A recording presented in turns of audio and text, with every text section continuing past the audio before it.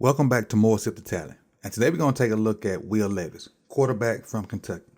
Let's run through his stats before we get into the film. He started his career at Penn State as a freshman, 28 for 47, 233 yards, 2 TDs, two interceptions. As a sophomore, came in and played a little bit more, 33 for 55, 421 yards, 1 touchdown, no interceptions. Then transferred to Kentucky. That's where he took off. Played in 13 games, was 233 for 353 with 2,826 yards, 24 touchdowns, 13 interceptions with a passer rating of 148.3. And he just finished his senior campaign at Kentucky. 11 games, 185 for 283, 2,406 yards, which is down from his junior year. Passer rating of 151.9, which is up 3% at 3 points, rather. Then he had 19 touchdowns, 10 interceptions. So didn't play as many games his senior year. Played 11 as compared to 13 his junior year. But really, this guy came out of nowhere. And, his name is thrown in there as in that top 3 quarterbacks. But let's just get into it and see, his traits and what he does well and what he does bad. And here it is, Will Levis, ladies and gentlemen.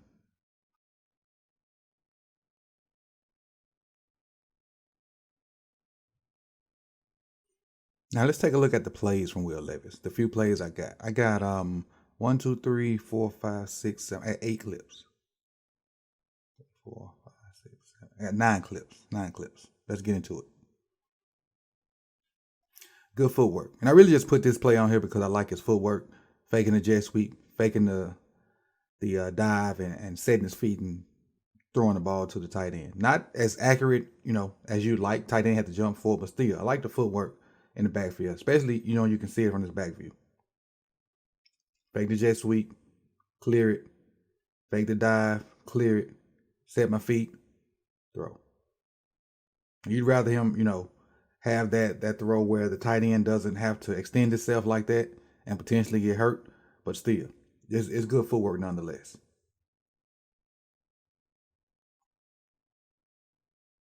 Deep ball. Let play action.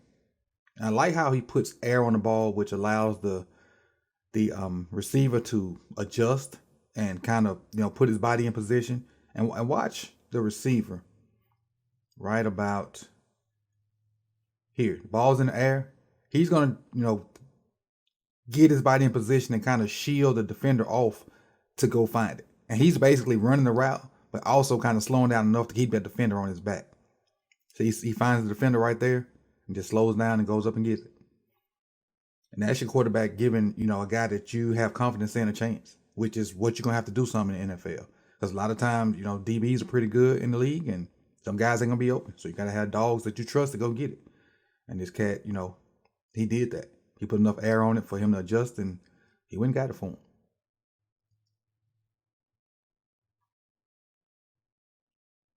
Deep out. This is a basic NFL throw. Bam.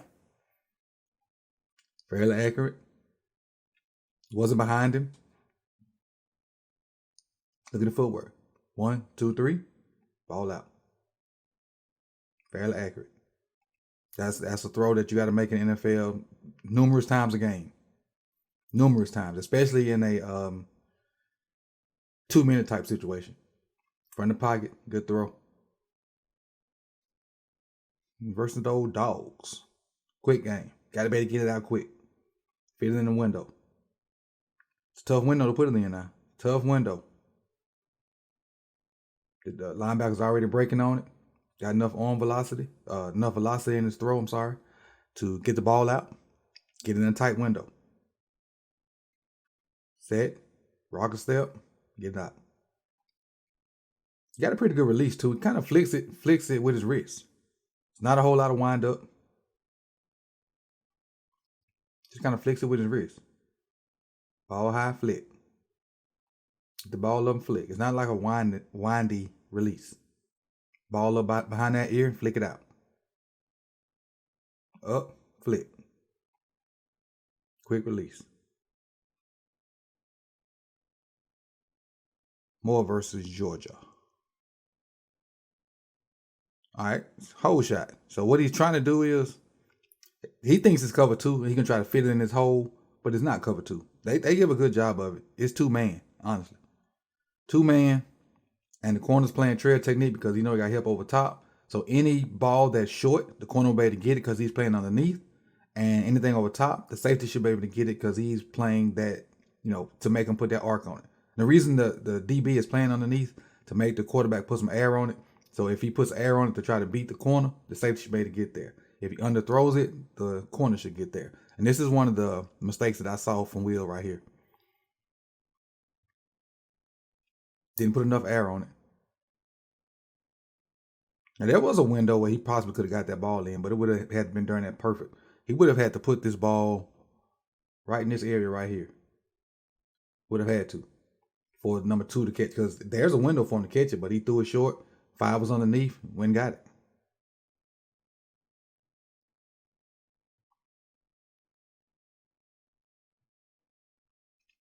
He said, we ain't gonna just show all the good plays. You gotta put some bad in there too, because nobody's perfect.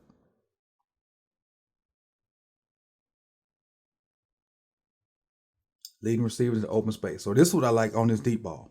He has a lot of grass over there. He just throws it away. Throws it away from the defender. Gives the receiver a chance to, just keep running. That deep post could have been, normally that deep post is thrown right down the middle of the field, but he saw he had a ton of open space and he just threw it away from the defender. Just let him away.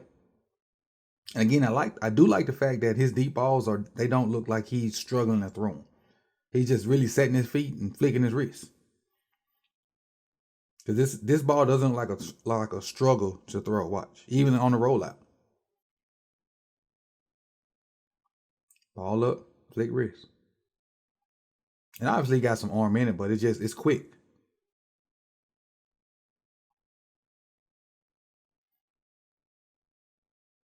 The accuracy on the slant, goal line slant, run a little rub play. Got to be accurate down here extremely. And he was super wide open, so it wasn't like a difficult throw. But still, you got to be accurate in the red zone, especially versus teams like this. I don't want to say those are Georgia backups because 88's still in the game. Carter's in the game.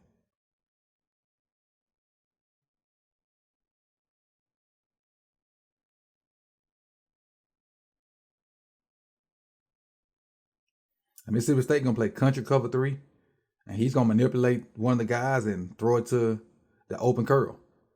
But watch him from the end zone view, how he manipulates the guy that I had highlighted. And I'm gonna highlight him again on the inside view. He's gonna stare left, and he's gonna rotate over there, and he's gonna come to the open spot. This kid right here. Watch, look at him move toward the middle of the field. Well, he don't need to be there. He moved him with his eyes, which is another thing you got to do. And most quarterbacks do it, but sometimes you just can't pick it up on film. But that time was a clear example of him moving that guy with his eyes. Let's watch one more time. Him staring straight down the middle. So 16 is drifting. Now he comes back to the open guy. It's too late for 16 to get there now. He actually should have been over there anyway because you had another guy with him. But because of him moving the guy with his eyes, he was able to complete a simple throw. It's almost a routes on air type throw. That's how open he was. And lastly, this is the very next play after that. Because they fumbled on that last play. The curl right, they fumbled. He got one-on-one coverage. And still threw it kind of inside, but got it deep enough over over the corner and in front of the safety where he can get it. Ball was still thrown inside some. But the receiver didn't help him either. See, receiver getting right there. Now, receiver should stack. But he's not stacking. He just staying, If the receiver stacks at this corner right now, this ball is perfect. This ball is perfect. If he stacks that corner, that ball is perfect. And he probably still running. So that's not a bad. In my eyes, that's a good throw by Levis. And not the greatest of routes by that receiver. But again, this is my 2 cents on Will Levis. As far as let's get into the scoring of it, and I'll kind of put the picture up there with the scoring of it starting now. All right, in terms of scoring for Will Levis, arm talent, I have him at a 72. Touch, I have him at a 66. IQ, I have him at a 64. Extending plays, I have him at a 67. And pocket presence, I have him at a 75, with pocket presence being his greatest attribute in my eyes. Total score, 68.8. That puts him behind Bryce Young and puts him at number 2 at my quarterback rankings, even though I've only done 2. So he's 2 of 2. But again, I appreciate you guys for coming through. If it's your first time here, like the video if you like what you saw. Hit the subscribe button so you can be here for more content coming up and more draft videos, because we're fully into draft season now. So make sure you come back to more Sip the Tally for your draft needs. And also check out my main channel, Sip the Tally. There'll be draft content over there also. Peace, y'all.